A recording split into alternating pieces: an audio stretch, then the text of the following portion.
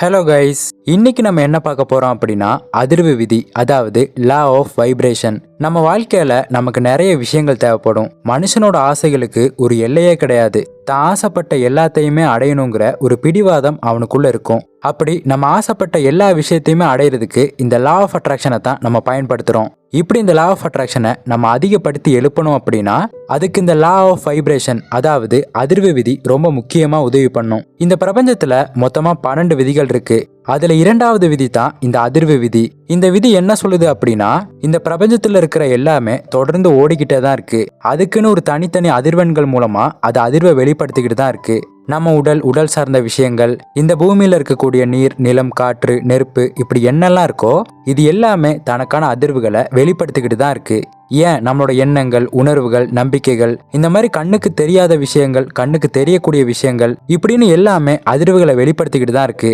இதை நம்ம இன்னும் தெளிவா புரிஞ்சுக்கணும்னா ஒரு 3 விஷயங்களை நம்ம கண்டிப்பா தெரிஞ்சிருக்கணும். அதுல முதலாவது லா ஆஃப் வைப்ரேஷன் அப்படின்னா என்ன, ரெண்டாவது எப்படி அதோட சக்தியை ஈர்த்து உங்க வாழ்க்கைய அர்த்தமுள்ளதா மாத்துறது, மூணாவது ஈர்ப்பு விதியை நம்ம எப்படி இன்னும் வலுவாக்கி ஆக்டிவேட் பண்றது.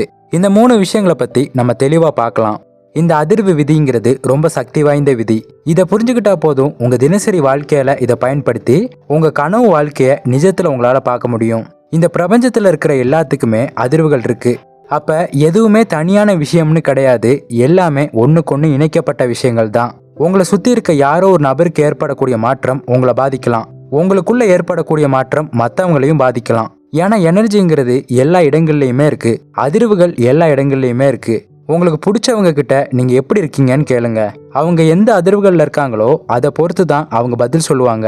ஒருவேளை நான் நல்லாவே இல்லை, என் வாழ்க்கை ரொம்ப மோசமா இருக்கு அப்படின்னு சொன்னாங்கன்னா அவங்க நெகட்டிவ் வைப்ரேஷன்ல இருக்காங்க அப்படின்னு அர்த்தம். அதுவே நல்லா போகுது, நல்லா இருக்கேன் அப்படின்னு ஒரு சந்தோஷத்தோட சொன்னாங்க அப்படின்னா அவங்க நல்ல ஒரு பாசிட்டிவான வைப்ரேஷன்ல இயங்கிக்கிட்டு இருக்காங்க அப்படின்னு அர்த்தம். ஸோ நம்ம உணர்வுகளாக இருந்தாலும் எண்ணங்களாக இருந்தாலும் எல்லாமே அதிர்வுகள் தான். நம்ம தினசரி அதிர்வுகள் மாற்றப்படுது அப்படின்னா அது நேரடியாக நம்ம நிஜ வாழ்க்கையிலையும் பாதிப்பை ஏற்படுத்தும். நம்ம எந்த ஆசைகளை அடைய நினைச்சோமோ அது நேரடியாக பாதிக்கும். பாசிட்டிவான எண்ணங்களும் உணர்வுகளும் அதிகப்படியான அதிர்வுகளை வெளிப்படுத்தும். அதுவே நெகட்டிவான உணர்வுகளும் எண்ணங்களும் மிக குறைந்த அதிர்வுகளை வெளிப்படுத்தும். இன்னும் தெளிவா சொல்லணும்னா உங்க எண்ணங்களுக்கும் உணர்வுகளுக்கும் காந்த சக்தி இருக்கு. அந்த காந்த சக்தி நீங்க எந்த விஷயத்தை வெளிப்படுத்துறீங்களோ அதுக்கேற்ற மாதிரி இருக்க விஷயங்களை அப்படியே ஈர்க்கும்.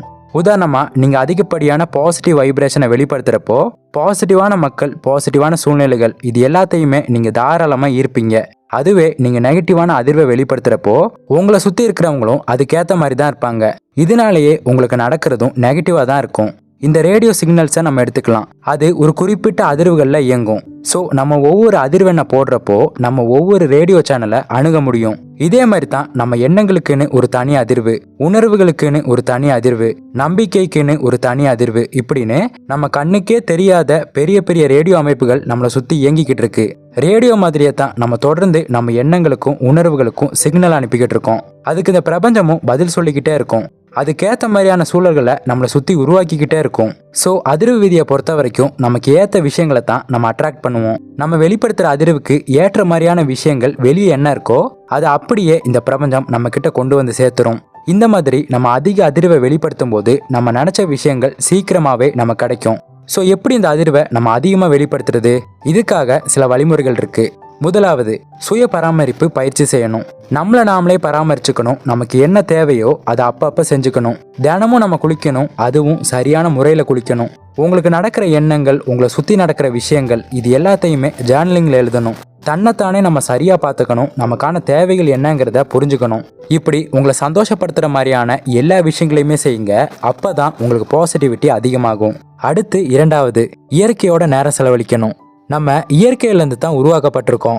காலங்காலமாக இந்த இயற்கை கூட தான் நம்ம வாழ்ந்துக்கிட்டும் இருக்கோம். இந்த இயற்கை இல்லைன்னா நம்ம இல்லை. ஸோ எப்போவுமே இந்த இயற்கையோட இணைஞ்ச வாழ்க்கையை தான் நம்ம வாழணும். இயற்கை கூட இணைய முடிஞ்சாலே இந்த பிரபஞ்சத்து கூடயும் நம்மளால் இணைய முடியும். ஏன்னா பிரபஞ்சத்துக்கும் இந்த இயற்கைக்கும் நிறைய தொடர்பு இருக்குது. உங்களை சுற்றி இருக்க விஷயங்களை கொஞ்சம் கவனிங்க. மரங்கள், செடிகள், கொடிகள், நீங்கள் சாப்பிடக்கூடிய உணவு, இது எல்லாமே இயற்கை தான். இது எல்லாத்துக்குமே அதிர்வுகள் கண்டிப்பாக இருக்கும். இந்த அதிர்வுகளை நீங்கள் தெளிவாக புரிஞ்சுக்கணும். நீங்கள் சாப்பிடக்கூடிய உணவுகள்லையும் அதிர்வுகள் இருக்கு. ஸோ சரியான உணவை நீங்கள் தேர்ந்தெடுத்து சாப்பிடணும். இந்த இயற்கை கூட இணைஞ்சிருக்க வாழ்க்கை தான் உங்களோட அதிர்வுகளை அதிகப்படுத்தி ஈர்ப்பு விதியை இன்னும் வலிமைப்படுத்தும். அடுத்து மூணாவது, உங்களை சுற்றி பாசிட்டிவான மக்களை வச்சுக்கோங்க. நம்மளை சுற்றி இருக்கிறவங்க பாசிட்டிவாக இருக்கிறப்போ, நமக்கு ஆதரவாக இருக்கிறப்போ, நம்மளால் நம்ம நினச்சி பார்க்க முடியாத அளவுக்கு சந்தோஷமாக வாழ முடியும். ஸோ நம்மளை சுற்றி இருக்க எல்லாருமே பாசிட்டிவாக இருக்கிறவங்களா பார்த்துக்கணும். ஏன்னா நம்மளை சுற்றி இருக்கவங்க கூட தான் நாம் நம்மளோட அதிகமான நேரத்தை செலவு பண்ண போகிறோம். உங்கள் நண்பர்கள், உங்கள் குடும்பம், இப்படி எல்லாருமே பாசிட்டிவான ஆட்களாக இருக்கணும். ஒருவேளை அவங்க அப்படி இல்லைன்னா நீங்கள் பாசிட்டிவாக அவங்கள மாற்றணும். இது எல்லாத்தையும் தாண்டி உங்களுக்கு தேவையில்லாத உறவுகளை நீங்கள் நீக்கணும். அப்போ தான் உங்களால் அதிக அதிர்வுகளை வெளிப்படுத்த முடியும். நீங்கள் ஆசைப்பட்ட விஷயங்களையும் ஈர்க்க முடியும். அடுத்து நாலாவது, ஆரோக்கியமான உணவுகளை சாப்பிடணும். நம்ம ஆசைப்பட்ட விஷயங்கள் நம்ம கிடைக்கணும்னா நமக்கு எந்த விதமான கவன சிதறல்களும் இருக்கக்கூடாது. பொதுவாகவே நமக்கு நோய் வந்துருச்சுன்னா என்ன செய்வோம்? அதையே நினச்சி வருத்தப்பட்டுக்கிட்டு இருப்போம். அதே எண்ணங்கள் தான் நம்ம மைண்ட்லேயும் ஓடிக்கிட்டு இருக்கும். இதனாலேயே நம்ம நினச்ச விஷயங்கள் மேலே நம்மளால் கவனம் செலுத்த முடியாது. மனசு முழுக்க நெகட்டிவிட்டி மட்டும்தான் இருக்கும். ஸோ ஆரோக்கியமான உணவுகளை சாப்பிடுங்க, நிறைய தண்ணி குடிங்க, உடலை நல்லா சுறுசுறுப்பாக வச்சுக்கோங்க, மூளையையும் நல்லா சுறுசுறுப்பாக வச்சுக்கோங்க. இதுதான் உங்கள் உடலுக்கும் நல்லது, உங்கள் மனசுக்கும் நல்லது. அடுத்து ஐந்தாவது, நன்றி உணர்வை பயிற்சி பண்ணுங்க. நன்றி உணர்வை பயிற்சி பண்ணுறதால நம்ம கிடைக்கக்கூடிய நன்மைகளை பற்றி நம்ம சேனலில் எத்தனையோ தடவை பார்த்துருப்போம். நம்ம எந்த விஷயம் கிடைச்சதுக்காக நன்றி சொல்கிறோமோ அதுக்கான அதிர்வுகளை நம்ம வெளியிடுவோம். ஸோ அந்த அதிர்வு அதே விஷயத்த திரும்ப திரும்ப காந்த சக்தி மூலமாக நம்ம கிட்ட கொண்டு வந்துடும். இதனாலேயே நமக்கு சந்தோஷம் தரக்கூடிய விஷயங்கள் திரும்ப திரும்ப கிடைச்சிக்கிட்டே இருக்கும். இப்போ உதாரணமாக உங்களுக்கு பிடிச்ச ஒரு விஷயம், அது ஒரு பொருளாக இருக்கட்டும், பணமாக இருக்கட்டும், இப்படி எந்த ஒரு விஷயமா வேணா இருக்கட்டும், அது உங்களுக்கு கிடைக்கும் போது அதுக்கு நீங்கள் நன்றி சொல்லுங்க. அப்போ இந்த அதிர்வு காந்த சக்தி மூலமாக அதே விஷயத்த திரும்ப திரும்ப உங்களுக்கு ஈர்த்து கொண்டு வந்து சேர்க்கும். இதே மாதிரி தான் தினமும் கிடைக்கிற சின்ன சின்ன விஷயங்களுக்கு கூட நன்றி சொல்லுங்க. எல்லாத்துக்குமே நன்றி சொல்கிற பழக்கம் உங்களை வலுவாக்கி ஈர்ப்பு சக்தியை இன்னும் அதிகமாக வேலை செய்ய வைக்கும். அடுத்து ஆறாவது, பாசிட்டிவ் அஃபர்மேஷன். நம்ம முன்னாடியே சொன்ன மாதிரி பாசிட்டிவான விஷயங்கள் நம்மளை சுற்றி இருந்தால் நம்ம அதிக அதிர்வுகளை வெளிப்படுத்துவோம். இதனாலேயே ஈர்ப்பு விதி அதிகமாகி நம்ம ஆசைப்பட்ட விஷயங்களை நம்மளால் சீக்கிரமாக அடைய முடியும். ஸோ தினமும் நான் வெற்றியாளன், நான் கோடீஸ்வரன், இந்த மாதிரி பாசிட்டிவான வாக்கியங்களை சொல்லிக்கிட்டு இருக்கிறப்போ நம்ம உடல் முழுக்க மனம் முழுக்க பாசிட்டிவிட்டி மட்டும்தான் இருக்கும். நம்மளை சுற்றி இருக்க விஷயங்களும் பாசிட்டிவாக தான் இருக்கும். அடுத்து ஏழாவது, அப்பப்போ ஓய்வு எடுத்துக்கணும். தேவையான நேரம் தூங்கணும். அப்போ தான் எனர்ஜி அதிகமாகும். நம்ம தூங்கும்போது தான் நம்ம ஆள் மனசு அதிகமாக வேலை செய்யும். அது அதிர்வுகளை அதிகமாக்கி லா ஆஃப் அட்ராக்ஷன் கிட்டேருந்து நீங்கள் என்னெல்லாம் கேட்டிங்களோ அது எல்லாத்தையுமே ஈர்க்க வைக்கும். ஸோ தினசரி சரியான தூக்கத்தை எடுத்துக்கோங்க. அடுத்து எட்டாவது, தியானம் பண்ணுங்க. தியானம் உங்கள் மனசை அமைதிப்படுத்தி மன அழுத்தத்தை குறைச்சி உங்களை முழுமையாக மேம்படுத்தும்.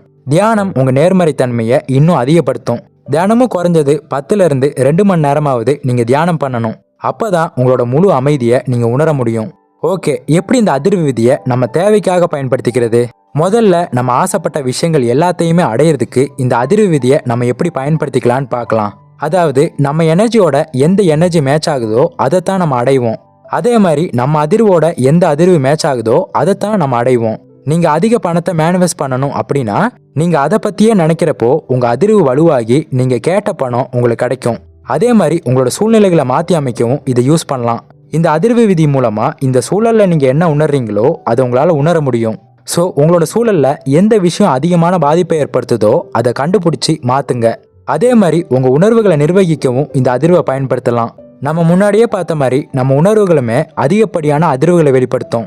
உணர்வுகள் தான் நம்ம எனர்ஜி அதிகமாக்குறதும் பேலன்ஸ் ஆக்குறதும். ஸோ இந்த அதிர்வு விதியை வச்சு நீங்கள் என்ன உணர்றீங்கிறத புரிஞ்சுக்கிட்டு அதை மாற்றுங்க. மொத்தத்தில் ஈர்ப்பு விதியை இந்த அதிர்வு விதி மூலமாக தான் எழுப்ப முடியும். வேகமாக நீங்கள் ஆசைப்பட்ட விஷயங்களையும் உங்களால் அடைய முடியும். அதிர்வுகள் எல்லாத்துலேயுமே இருக்குதுங்கிறத நீங்கள் புரிஞ்சுக்கணும். எப்போவுமே பாசிட்டிவிட்டியோடு இருந்து உங்களை சுற்றி இருக்க எல்லாத்தையுமே பாசிட்டிவாக மாற்றுங்க. நீங்கள் ஆசைப்பட்ட எல்லாத்தையுமே உங்கள் பக்கம் ஈர்த்துக்கோங்க. ஸோ அவ்வளோதான். இதில் சொன்ன இந்த 8 விஷயங்களை நீங்கள் கரெக்டாக ஃபாலோ பண்ணாலே போதும். உங்களுக்குள்ளே இருக்க அந்த அதிர்வுகளை அதிகப்படுத்தி நீங்கள் நினச்ச எல்லா விஷயங்களையுமே உங்களால் ஈர்க்க முடியும். ஸோ இந்த வீடியோ உங்களுக்கு யூஸ்ஃபுல்லாக இருந்திருக்கும் நம்புகிறேன். அப்படி யூஸ்ஃபுல்லாக இருந்தால் இந்த வீடியோக்கு லைக் பண்ணுங்கள், உங்கள் ஃப்ரெண்ட்ஸ் அண்ட் ஃபேமிலி மெம்பர்ஸுக்கு ஷேர் பண்ணுங்கள். அப்புறம் மறக்காமல் நம்ம சேனலை சப்ஸ்கிரைப் பண்ணிவிட்டு பக்கத்தில் உள்ள பெல் ஐக்கானை கிளிக் பண்ணிக்கோங்க. இன்னொரு இதே மாதிரியான ஒரு யூஸ்ஃபுல்லான இன்ஃபர்மேஷனோட உங்களை வந்து மீட் பண்ணுறேன். தேங்க்ஸ் ஃபார் வாட்சிங்.